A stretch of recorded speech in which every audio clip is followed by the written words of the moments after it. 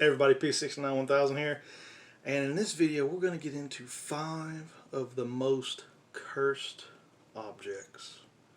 Now some of these things are pretty creepy, so stay tuned if you got the nerve. In 1702, Thomas Busby murdered his father-in-law, Daniel Oddie. However, this was no ordinary family squabble. For Busby and Oddie ran a small criminal empire between them, whose main operation was coining, that is, the forging of currency. They were based in the small North Yorkshire village of Kirby Wiskett, and it is said they had disagreed over Busby's relationship with Oddie's daughter. He was arrested, tried, and condemned to death by hanging. After his execution, his corpse was suspended in chains from a gibbet erected at the lonely crossroads at the Sanhutton Crossroads. This notorious criminal and his execution were long remembered. Now by the crossroads forms a junction of the A61 and A167 was an inn. According to one version of the legend, it was here that Busby was arrested, while another variant proposes that he was taken into the inn for a final drink before his execution. However, no matter which version is true, it has long been said that Busby's ghost haunts this place regardless. However, there is a more famous and more sinister legend attached to this pub and its famous criminal customer. For it is said that Busby had always had sat in a particular chair in that inn, and after his death a terrible curse was laid upon it. In the version where Busby was allowed a final drink, legend claims he himself laid the curse, allegedly saying, "May sudden death come to anyone who dare sit in my chair." And so, it is said that anyone who sits in this particular chair will suffer a similar fate to Busby. That is to say, a sudden and untimely death will follow shortly afterwards. The legend of the so-called death chair spread far and wide, and it became so famous that the pub eventually took the name the Busby Stoop Inn, a stoop being the post that the gibbet hung from. And indeed the chair appears to have been rather lethal, for there are many tales told about those who have dared to sit in the chair and paid a terrible price for it. In 1894, a chimney sweep who sat in the chair was said to have been found the following morning hanging beside Busby's gibbet post. During the Second World War, it was claimed that Canadian airmen from the nearby Skipton-on-Swale base dared each other to sit on the chair, and those that did never returned from the missions that they were sent on during the war. In 1967, 2 Royal Air Force pilots sat in the chair, and then when driving home from the pub, crashed into a tree and were killed. A handful of years later, a builder was dared to sit in the infamous chair, and just hours later, he fell to his death from a rooftop. Around the same time, it is claimed that a cleaner had accidentally sat down upon the cursed chair after stumbling into it while mopping the floor. This time, death came in the form of a brain tumor. Eventually, in 1978, the current landlord, Tony Earnshaw, decided enough was enough and moved the chair out of the public's way and placed it in the cellar. However, a delivery man became curious as to why the chair was among the beer barrels and made the mistake of sitting in it. He was killed minutes later in a crash a few miles down the road. And so the chair was donated to the Thrift Museum, where it remains to this very day. But the chair is now suspended from the ceiling to prevent any more unfortunate deaths. The story of this cursed and potentially dangerous chest begins when Jeremy Graham was making preparations for his firstborn, which included a chest that was hand-carved and made by an enslaved man named Remus. Jeremiah was not satisfied with the chest, however, and he beat Remus. Remus died from his injuries. In order to avenge the death of Remus, the other enslaved African Americans sprinkled dried owl blood inside the drawers and put a curse on it. The chest was moved to the child's nursery. Tragedy continued every time someone put a pair of clothing in the chest. 16 people are believed to have had misfortune due to a curse placed on this chest of drawers. In addition, both the chest maker, Remus, and the curse breaker, Sally, died, making a total of 18 deaths related to this chest alone. Virginia had had enough of the chest and did not want anyone else to die. She asked Sally, a maid who had worked for Virginia most of her life, if she knew how to break the conjure. Virginia and Sally completed the steps necessary to break the curse. Sally told Virginia she needed a dead owl brought unasked by a friend. Then she had to take the leaves of a willow tree planted by a friend and boil them for one day in the sight of the owl. Next, she was to put the liquid in a jug and bury it with the handle facing east under a flowering bush. If it worked, either Virginia or Sally would die before all the leaves fell off the bush in the fall. Sally died that following September. To this day, some of those owl feathers remain in the top drawer to keep the curse at bay. The story of the cursed mirror of the Myrtles plantation begins with a newly married couple, Mr. and Mrs. Woodruff. Mr. Woodruff was a prestigious judge and owned numerous slaves, as was common for the time. One of his house slaves went by the name of Chloe, who for many years fell victim to Woodruff's cruelty. Chloe tried to protect herself from the abuse by listening in to the Woodruff's conversations and modifying her behavior. One day, after being caught eavesdropping, Woodruff had Chloe's ears cut off, forcing her to carry the shame and disfigurement for the rest of her life.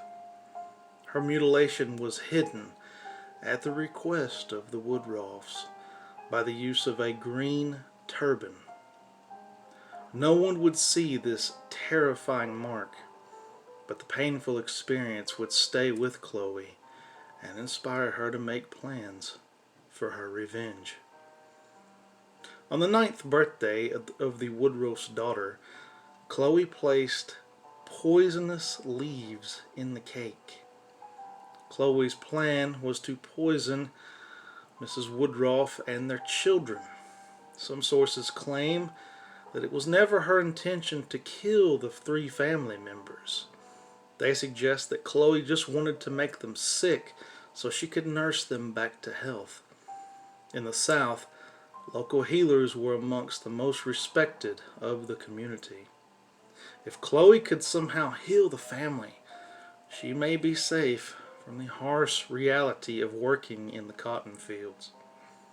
Tragically, however, the dose was lethal, and it ended up killing Mrs. Woodruff and her 2 children.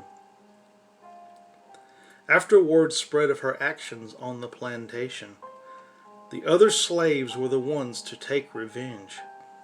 Chloe was hanged by the neck for everyone to witness, until the life was drained from her body. She was then weighed down by rocks and thrown into the Mississippi River. A mirror located in the house supposedly holds the spirits of Sarah Woodruff and her 2 children. According to custom, mirrors are covered after a death, but legend says that after the poisoning of the Woodruffs, this particular mirror was overlooked. Sarah and her children are occasionally seen in the mirror and have been known to leave handprints. Burton Angus Hall was built in the early years of the 17th century by Sir Henry Griffith, who planned to live there with his 3 beautiful daughters. The 3 girls were all enthralled by the creation of their father's gorgeous new house, but it was Anne, the youngest and prettiest, who was particularly in love with the estate, and was fond of wandering around the grounds and neighboring land, planning the new gardens and imagining the happy life that lay before them all. However, on one of Anne's countryside rambles, she was set upon by a gang of robbers who took her possessions and then viciously beat her before leaving her for dead.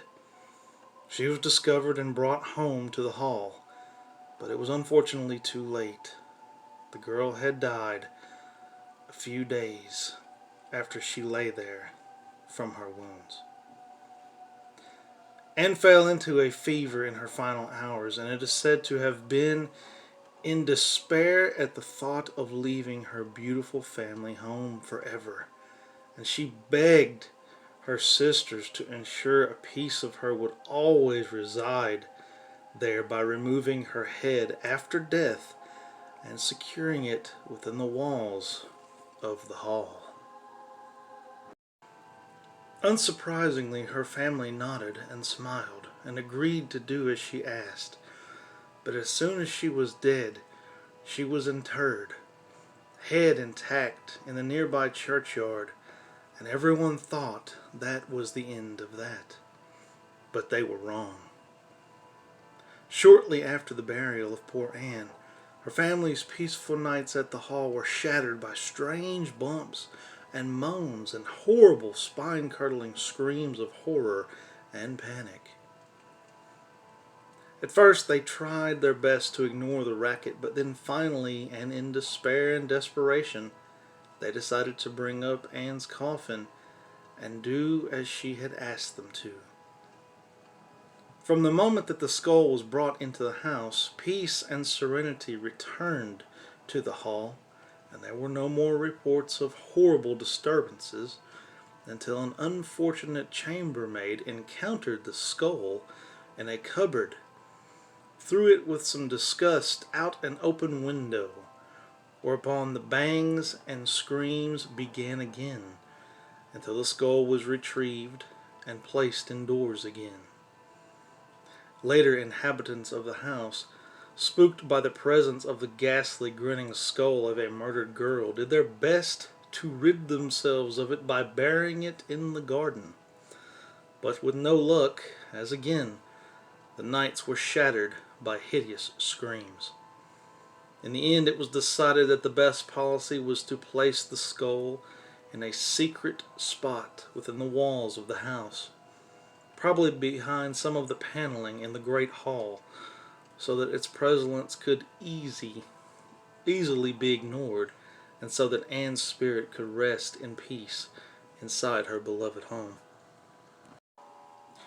This final story begins on September the 23rd, 1955, just a week before Dean's final crash. He purchased a new 1955 Porsche 550 Spyder and brought it to the customizer and legendary filmmaker George Barris to have it personalized. He chose tartan seats, the number 130 immobilized on the hood, and he chose the name Little Bastard, which was painted just under the Porsche's emblem on the engine cover. On September the 23rd, 1955, while driving the car around Los Angeles, he met up with the British actor Alec Guinness outside a restaurant. He showed the deeply superstitious Guinness the new Porsche. Guinness said that the car looked sinister to him, but Dean only laughed. Little Bastard was a nickname adopted by James Dean after Jack Warner of Warner Brothers once referred to James as a little bastard after he refused to vacate his temporary East of Eden trailer on the Warner Brothers lot. At approximately 5:15 p.m. on September the 30th, 1955, Dean and Hickman drove west towards Paso Robles. A half hour later, a black and white 1950 Ford Tudor coupe was headed east on 466, driven by a 23-year-old Cal Poly student with the unlikely name of Donald Turnipseed. Turnipseed made a left on Route 41. As he crossed the center line, Dean, who was estimated to be traveling at 85 miles per hour, tried to avoid the Ford, and the two cars hit head-on. The Ford coupe slid 39 feet down Route 466 in the westbound lane. Soon afterward, an unconscious and dying Dean was placed into an ambulance. Dean was pronounced dead on arrival at 6:20 p.m. Turnipseed walked away with only a scratch on his nose. Unfortunately, the car wasn't done yet. George Barris purchased the wrecked Porsche for $2,500 and transported the car back to his shop. But the car slipped off the trailer and broke the leg of a mechanic. Barris sold the engine to Troy McHenry and William Iskred. The two used parts to build cars of their own and even raced each other with the parts in place. Henry lost control and slammed into a tree, the impact killing him instantly. Iskred was driving his car, and the wheels suddenly locked up for no apparent reason, sending the car rolling over in a turn. Iskred was seriously injured in the crash. The two tires from the Little Bastard were in Barry's garage, untouched since the accident that claimed Dean's life. He sold the tires, and both of them exploded simultaneously, causing the driver to run off the road. Due to all the incidents involving the Little Bastard, Barris decided to hide the car, but was convinced by the California Highway Patrol to lend the crushed heap to a highway safety exhibit. The first exhibit was unsuccessful as the garage that housed the car caught fire and burned to the ground. Mysteriously, the car suffered virtually no damage from the fire. The next exhibition at a local high school ended abruptly when the car fell off its display and broke a nearby student's hip. Later, George Barkas was hauling the wreckage of the Spider on a flatbed truck and was killed instantly when the Porsche fell on him after he was thrown from his truck in an accident. Mishap after mishap continued until 1960, when the twisted debris was on loan to a safety exhibit in Miami. Following the exhibit, the wreckage and the truck that was hauling it mysteriously vanished on the way back to Los Angeles. Neither have ever been seen again. So that was my video on 5 of the most cursed objects. Pretty creepy. Which one was your favorite? Was it the screaming skull, or was it the Little Bastard that seems to be very cursed and mysteriously disappeared. I have to say that I would have a hard time picking a favorite out of that video. They were all pretty creepy. I really liked James Dean's older movies. You know, I've watched some of his older movies, and it's a sad tragedy what happened to him. I think wherever the car is now, I hope it's never found. I hope no one ever buys it. I hope no one ever tries to put it back together. And I hope no one ever tries to drive it, because maybe, just maybe, the little bastard was truly sinister and evil. So this has been my video on 5 cursed objects. I hope you've enjoyed it. Peace, love. I love you all. Have a great day.